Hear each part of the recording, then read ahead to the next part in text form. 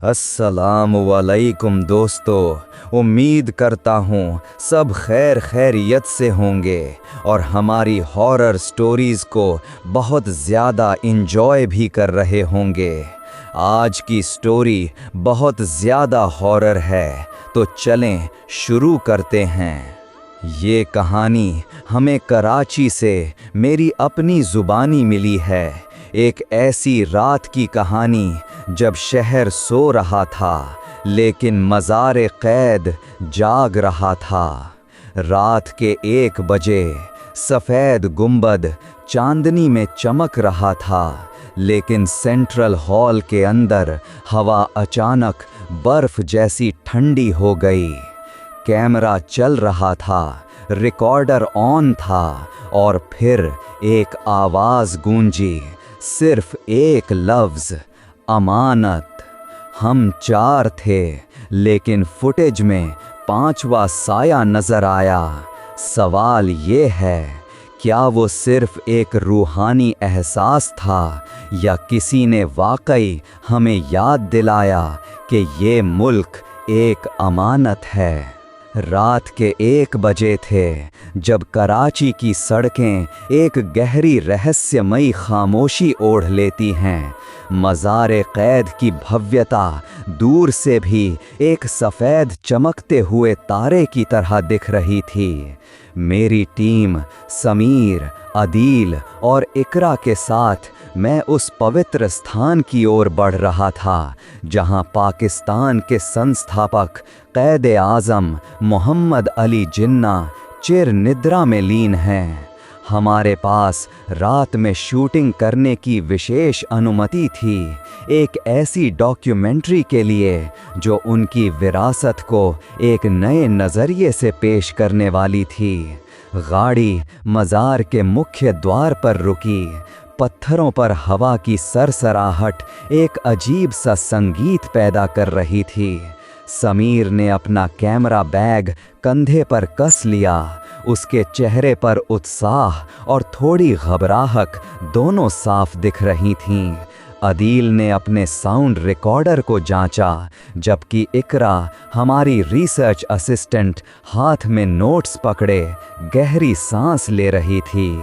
आज की रात यादगार रहेगी, समीर ने फुसफुसाया। उसकी आवाज़ में एक अजीब सी चमक थी। यादगार तो होगी, लेकिन किस वजह से, ये देखना बाकी है। मैंने जवाब दिया। अपनी घड़ी पर एक नज़र डाली। 1:15 AM। सुरक्षा गार्ड, एक लंबी मजबूत काया वाला व्यक्ति, ने हमें पहचान लिया। उसकी आंखों में एक अजीब सी गंभीरता थी, जैसे वो इस जगह के हर रहस्य को जानता हो। अंदर शांति बनाए रखिएगा। ये सिर्फ एक इमारत नहीं, ये एक अमानत है, उसने अपनी भारी आवाज़ में कहा। उसकी आंखें एक पल के लिए मज़ार के चमकते गुंबद पर ठहर गईं। जी ज़रूर, मैंने आश्वासन दिया। उसकी बात मेरे दिल में उतर गई। हम संगमरमर की सीढ़ियां चढ़े। हर कदम एक हल्की गूंज पैदा कर रहा था। मज़ार का केंद्रीय हॉल चांदनी में नहाया हुआ एक अलग ही दुनिया लग रहा था। सफ़ेद संगमरमर की दीवारें, ऊंची मेहराबें और बीच में क़ैद-ए-आज़म की कब्र, एक साधारण लेकिन शक्तिशाली उपस्थिति। हवा में चंदन और गुलाब की एक धीमी मीठी सुगंध घुली हुई थी, जैसे कोई अदृश्य हाथ अभी अभी फूल चढ़ा कर गया हो। समीर ने अपना कैमरा ट्राइपॉड पर सेट किया। अदील ने माइक्रोफोन को दिशा दी, हर कोने की आवाज़ को कैप्चर करने की कोशिश कर रहा था। इकरा ने अपने नोट्स खोले। उसकी उंगलियां पन्नों पर हल्की हल्की थिरक रही थीं। ठीक है टीम, हम पहले सेंट्रल हॉल से शुरू करेंगे, मैंने निर्देश दिया। इकरा, तुम कैद की विरासत पर कुछ शब्द कहो। इकरा ने गहरी सांस ली। उसकी आवाज़ हॉल की भव्यता में थोड़ी दब गई। क़ैद-ए-आज़म ने एक राष्ट्र का सपना देखा था, एक ऐसा राष्ट्र जो तभी। आदिल का चेहरा सिकुड़ गया। माइक्रोफोन में कुछ गड़बड़ है, उसने कहा। उसकी उंगलियां रिकॉर्डर पर तेज तेज चल रही थीं। बहुत ज़्यादा स्टैटिक आ रहा है। मैंने उसकी तरफ देखा।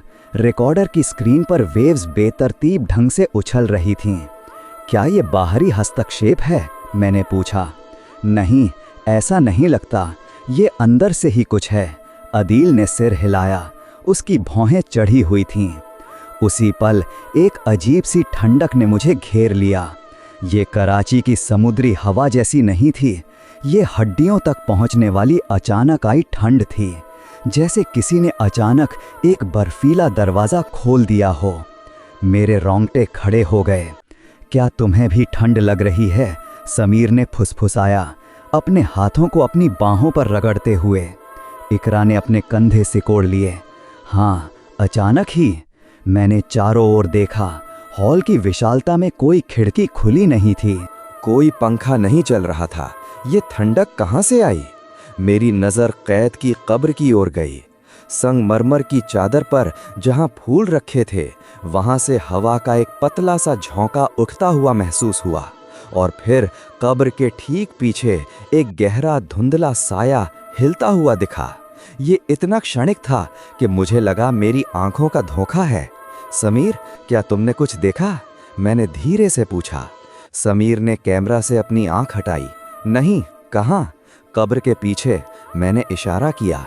वो अपनी आंखों को सिकोड़कर उस ओर देखने लगा। कुछ भी नहीं था, सिर्फ गहरा अंधेरा और संगमरमर की चमक। आदिल के रिकॉर्डर से स्टैटिक और तेज हो गया। एक अजीब सी धीमी सी गूंज हॉल में फैलने लगी, जैसे हवा में कोई मंत्र बुना जा रहा हो। और फिर एक आवाज, गहरी, गूंजती हुई लेकिन स्पष्ट। ये हवा में तैरती हुई नहीं थी, बल्कि सीधे मेरे कानों में गूंज रही थी, जैसे मेरे अंदर से ही आ रही हो। अमानत। एक ही शब्द, अमानत। हॉल में सन्नाटा छा गया। समीर का कैमरा हाथ से फिसलते फिसलते बचा। इकरा की सांस अटक गई। आदिल का चेहरा पीला पड़ गया था। ये क्या था? इकरा ने फुसफुसाया। माइक्रोफोन ने रिकॉर्ड किया है, आदिल ने कांपते हुए कहा। बहुत साफ। स्टैटिक फिर से तेज हुआ और इस बार आवाज फिर आई। ये पहले से ज्यादा स्पष्ट थी, ज्यादा शक्तिशाली। इत्तेहाद। हॉल में गूंज उठी, हर कोने से लौटती हुई। यकीन। एक और गूंज, और फिर एक अंतिम गूंज जो हवा में देर तक तैरती रही। इत्तेहाद, यकीन, नज़्म। क़ैद आज़म का मशहूर राष्ट्रीय नारा। हम चारों एक दूसरे को देख रहे थे। हमारी सांसें रुकी हुई थीं। ये कोई मजाक नहीं था, ये कोई रिकॉर्डेड आवाज़ नहीं थी, ये कुछ और था। तभी सेंट्रल हॉल के संगमरमर के फर्श पर रोशनी अचानक तेज हो गई। ये ऊपर से नहीं, बल्कि नीचे से, फर्श के अंदर से आती हुई लग रही थी। एक पल के लिए उस चमकती हुई सतह पर मुझे पाकिस्तान का नक्शा उभरता हुआ दिखा। उसकी सीमाएं, उसकी नदियां, उसके पहाड़, सब कुछ एक क्षण के लिए वहां चमक उठा, फिर उतनी ही तेज से गायब हो गया। हम सब जड़ हो गए थे। समीर ने कैमरा नीचे गिरा दिया। इकरा की सांस अटक गई। आदिल का चेहरा पीला पड़ गया था। ये क्या था? इकरा ने फुसफुसाया। माइक्रोफोन ने रिकॉर्ड किया है, आदिल ने कांपते हुए कहा। बहुत साफ। स्टैटिक फिर से तेज हुआ और इस बार आवाज फिर आई। ये पहले से ज्यादा स्पष्ट थी, ज्यादा शक्तिशाली। इत्तेहाद। हॉल में गूंज उठी, हर कोने से लौटती हुई। यकीन। एक और गूंज, नज़्म, और फिर एक अंतिम गूंज जो हवा में देर तक तैरती रही। इत्तेहाद, यकीन, नज़्म। क़ैद आज़म का मशहूर राष्ट्रीय नारा। हम चारों एक दूसरे को देख रहे थे। हमारी सांसें रुकी हुई थीं।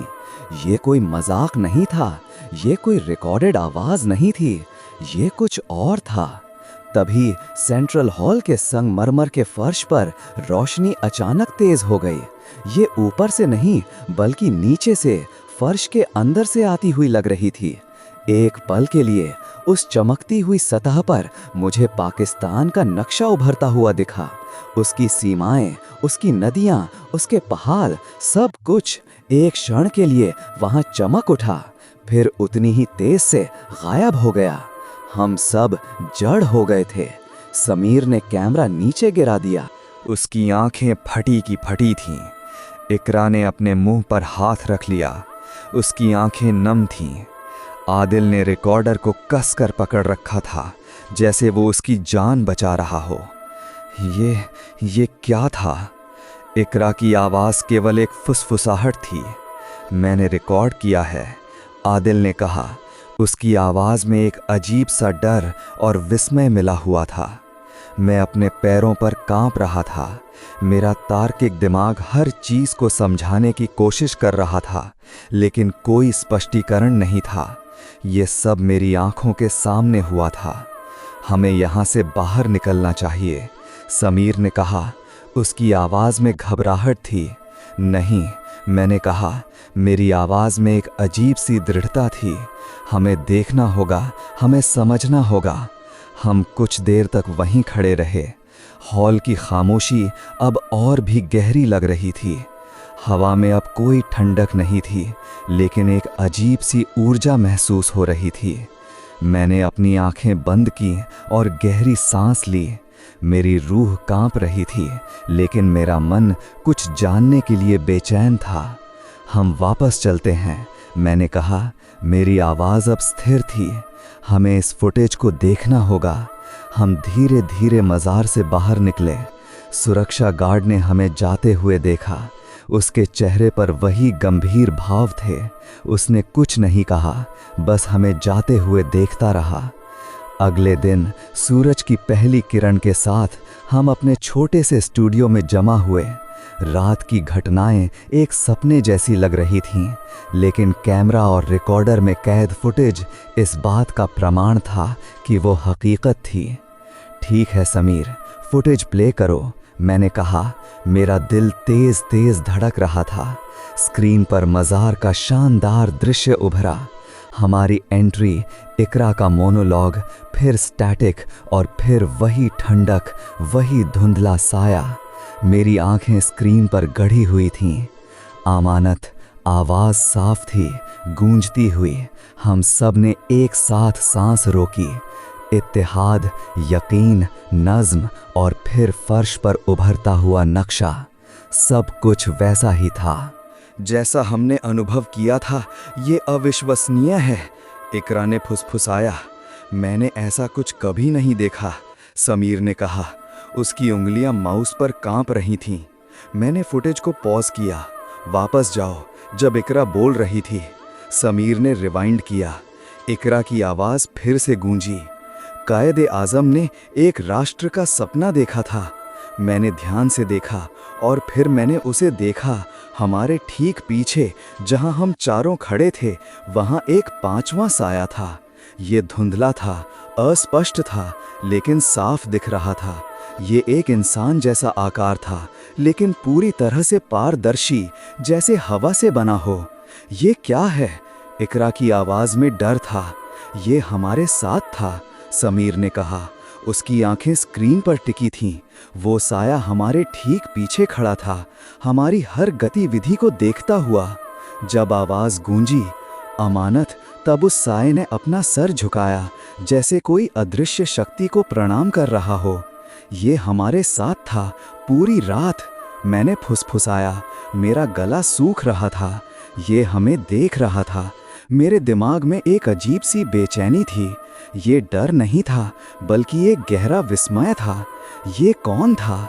क्या ये कायदे आज़म की आत्मा थी या कोई और? हमने पूरी रात फुटेज को बारीकी से देखा।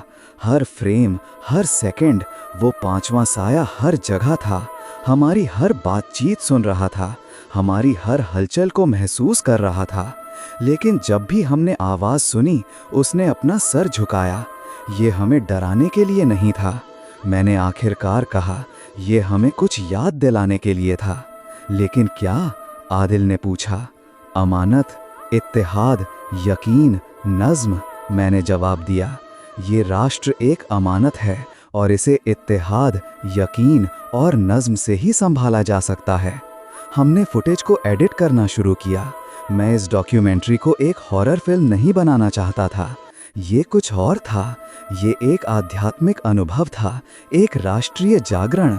जब हमने डॉक्यूमेंट्री का फाइनल एक्सपोर्ट तैयार किया तो एक और चौंकाने वाली बात सामने आई। वो 5वां साया जो फुटेज में इतनी साफ दिख रहा था। फाइनल एक्सपोर्ट में पूरी तरह से गायब हो गया था, जैसे वो कभी था ही नहीं। ये कैसे हो सकता है? समीर ने कहा। उसकी आवाज़ में अविश्वास था। मैंने इसे कई बार देखा है, ये वही था, ये चला गया है। इकरा ने कहा। उसकी आंखें स्क्रीन पर टिकी थीं, जैसे उसका काम पूरा हो गया हो। मैं चुपचाप बैठा रहा। मेरे दिमाग में विचारों का एक बवंडर चल रहा था। ये एक संदेश था, एक गहरा संदेश। वो साया हमें डराने के लिए नहीं था, बल्कि हमें जगाने के लिए था। मेरी डॉक्यूमेंट्री अब हॉरर नहीं थी, ये एक आध्यात्मिक यात्रा थी, एक राष्ट्र की आत्मा की खोज। मैंने निर्णय लिया कि मैं इस अनुभव को एक नैतिक संदेश में बदलूंगा। इतिहास डराने के लिए नहीं होता, याद दिलाने के लिए होता है।